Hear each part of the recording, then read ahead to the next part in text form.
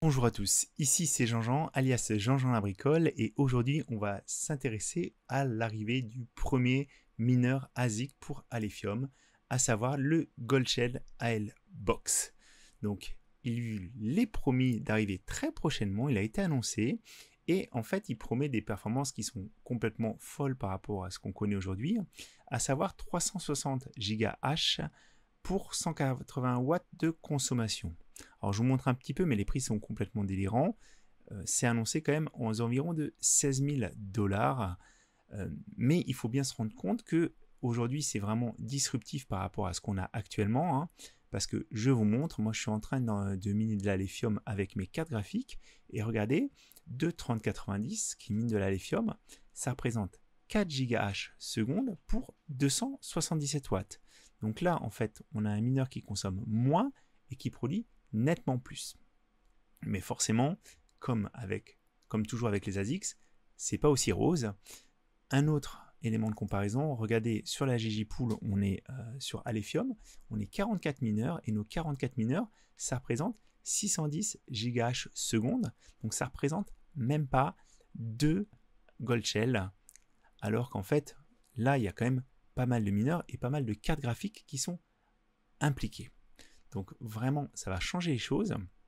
Alors, si vous vous intéressez à l'Alephium, parce que je ne suis pas sûr que même avec ces prix un petit peu délirants, ça soit une si mauvaise affaire, si vous vous intéressez à l'Alephium, on a mon confrère Monsieur TK Mining qui a fait une très belle vidéo pour expliquer pourquoi il croit en projet, pourquoi il pense aussi que ce projet va vraiment prendre de la valeur.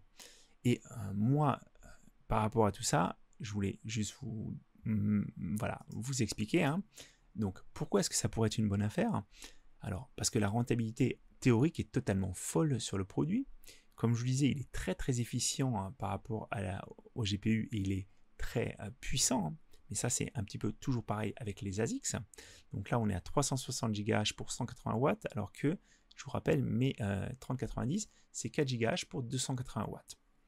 Donc comme je vous disais, il est promis un bel avenir et il y a un faible market cap actuellement et on a une absence de très gros listing.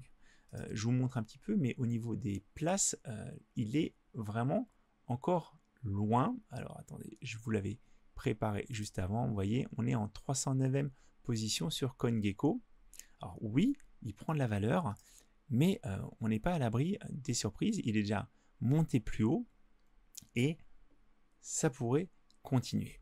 Par contre, si vous vous intéressez à ce mineur, comme on a dit, comme je vous l'ai dit tout à l'heure, actuellement les prix sont totalement très très gonflés. On est aux alentours de 17 000 USD. Donc ça, c'est moi qui le dis et je l'ai vérifié. Je vous montre un petit peu, mais si vous allez sur par exemple ASIC Miner Value, ASIC Miner Value va vous donner des estimations et vous le mettre bien parce qu'en fait quand vous regardez un petit peu dans les mineurs les plus rentables, c'est forcément lui qui apparaît en première position en étant très très rentable, mais il devrait être livré au mois de mai. Et regardez, donc ça je pense que ça devait être le prix recommandé. Il n'est pas en stock, j'ai été vérifié même si c'est écrit ici, mais la plupart des mineurs s'échangent plutôt vers les 15 ou 16 000 USD. Voilà. Sachant qu'encore c'est que des précommandes. Donc ce qui est sympa par contre avec les Goldshell, c'est que ça reste des petits mineurs d'appartement. Vous voyez, on n'a pas une très grosse consommation. 200 watts à dissiper, c'est pas très bruyant, ça fait pas beaucoup de bruit non plus, donc c'est quelque chose que vous pourriez avoir chez vous. Par contre, ce qui est vrai aussi, c'est que, comme je vous disais, c'est un petit ASIC domestique. Et Goldshell a une petite capacité de production, mais ce qu'il faut se dire, et ça, on peut trouver des informations sur ça, Alephium est en train de travailler avec Bitmain. Ils sont partenaires de Bitmain, en tout cas c'est ce qu'ils disent, ils se sont rendus sur place, ils ont échangé avec les équipes, et du coup, il y a beaucoup de personnes, et moi le premier, qui suis persuadé que très prochainement, on devrait avoir des annoncements de Bitmain qui va sortir des ASICs. Et la grosse différence avec Goldshell, c'est que quand Bitmain arrive, les batchs sont nettement plus importants. Donc ils vont fabriquer nettement plus d'ASICs, et parce qu'ils ne font pas d'ASICs domestiques, c'est ce que j'ai écrit, et on risque aussi d'avoir des ASICs qui vont être des ASICs très puissants et qui consomment plus. Donc vraiment l'ASIC classique. Donc si on fait un petit peu un ratio, 180 watts, 360 GHz, ça voudrait dire que normalement Bitmain devrait nous sortir des ASICs à 3000 watts, voire un peu plus, et 3000 watts, ça produirait 6000 GHz, donc soit 7 TH secondes. Donc c'est quelque chose qui va nettement perturber l'écosystème. Clairement, on va tous être obligés d'arrêter de miner avec des cartes graphiques, et ça va aller très vite, parce que Bitmain, encore une fois, ne travaille pas pour livrer quelques centaines de produits, mais ils doivent déjà avoir des équipes, ils doivent déjà avoir des lignes de production, et quand ça va sortir, ça va vraiment faire un gros bond. La principale difficulté aujourd'hui pour se positionner par rapport à ce premier ASIC, c'est qu'on ne sait pas comment la difficulté va augmenter, où en est le développement aussi des concurrents, en fait des ASICs des concurrents. Et je vous rappelle, alors moi j'avais fait un petit peu des prévisions quand j'avais acheté mon KS0 Pro sur le projet Kaspa, mais regardez un petit peu, entre août et janvier, on avait eu une hausse de la difficulté de x9,86. Donc toutes les prévisions qu'on peut faire, elles vont nettement être remises en cause par cet inconnu, à savoir combien d'ASICs vont arriver, à quelle vitesse ils vont être reliés sur le réseau. Et comme je le dis souvent, je me répète un petit peu, mais chaque jour compte quand on a un ASIC. C'est vraiment une course contre la montre. Et le problème qu'il pourrait y avoir aussi, c'est que on n'est pas à l'abri du fait que Goldshell ait des problèmes de fabrication, des problèmes pour livrer ses produits.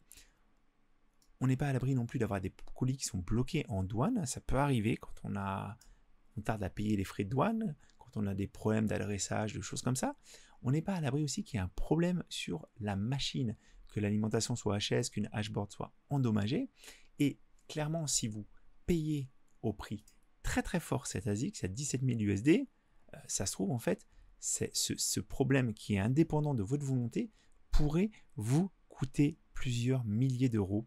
Donc faites bien attention si vous voulez aller vous lancer dans ça, sauf si bien sûr vous avez les reins solides et que vous savez la possibilité d'en sécuriser un stock, ou si vous avez des contacts clairement, mais ça pourrait être très dangereux. Autant quand moi j'ai fait mes choix de prendre des KS0 Pro pour le Kaspa, je prenais pas des gros risques parce qu'on est à 600 USD le petit mineur, donc on dilue le risque s'il y en a un qui casse. Voilà, c'est dommage, mais ça peut arriver. Autant là, si vous faites un invest de 17K euros, le risque est maximal que vous ayez un problème. Alors, si le problème arrive dans 6 mois, 1 an, ça sera beaucoup moins gênant. S'il arrive dans les premiers jours, par contre, ça pourrait vraiment vous flinguer votre rentabilité. Encore une fois, on a des très belles simulations qui font rêver. 50 000 $ en une année, faut pas rêver, ça ne donnera jamais ça, sauf bien sûr si Alephium prend vraiment beaucoup de valeur. Mais ça, je peux pas le prévoir. Si on regarde, en tout cas, j'ai regardé un petit peu sur le site de Bitmain, je ne l'ai pas trouvé, mais vous voyez, en fait, à chaque fois, on a des mineurs qui sont des mineurs pour des fermes de minage. C'est vraiment l'opposé de Goldshell qui fait des petits produits qui sont vraiment pas mal à avoir chez soi, qui sont vraiment domestiqués. Donc on est loin des gros ASICs. Et puis on a l'inconnu, qu'est-ce qui va se passer sur la courbe de difficulté. Donc vous voyez, la difficulté c'est beaucoup apprécié, mais aujourd'hui on est à 25 pétaH. Il faut voir ce que ça va donner par la suite. On risque d'avoir une courbe qui va suivre celle du Kaspa, donc une courbe qui risque de monter très vite. La question c'est à quelle vitesse ça va monter. Là pour Kaspa, moi je suis vraiment content par contre, parce qu'on avait vraiment une très forte augmentation, mais vous voyez par rapport à mon tableau de prévision, on n'est plus du tout en phase, c'est-à-dire qu'en fait en avril on devrait être au moins à entre 280 et 370. La progression de la difficulté a nettement diminué. C'est aussi parce que les gens se sont rendus compte que les chiffres étaient un petit peu trop beaux, et n'ont peut-être pas continué d'acheter encore et encore de ces mineurs. Donc clairement, moi, si j'avais la possibilité de mettre la main sur un petit cold shell ALBox, encore une fois à un prix raisonnable, je le ferai, mais là j'estime que 16 000 ou 17 000 $, c'est vraiment très très dangereux. Après, à vous de voir, ça sera peut-être une bonne affaire, mais comme pour le Caspa, on ne le saura pas avant que le temps passe. Donc voilà, donc suivez bien aussi les annonces, je pense qu'il y aura des tweets qui seront faits. Comme je vous disais, on a Gate.io qui est comme gros exchange et Mext, mais aujourd'hui on n'a pas encore les très très gros exchanges et je pense que ces exchanges vont suivre. En tout cas, l'équipe se bouge, le projet est sympa. Tout ça, vous le retrouvez chez Monsieur TK. J'espère que ça peut vous aider à investir ou pas dans ce nouveau mineur en tout cas. Donc c'était Jean-Jean, je vous dis à très bientôt.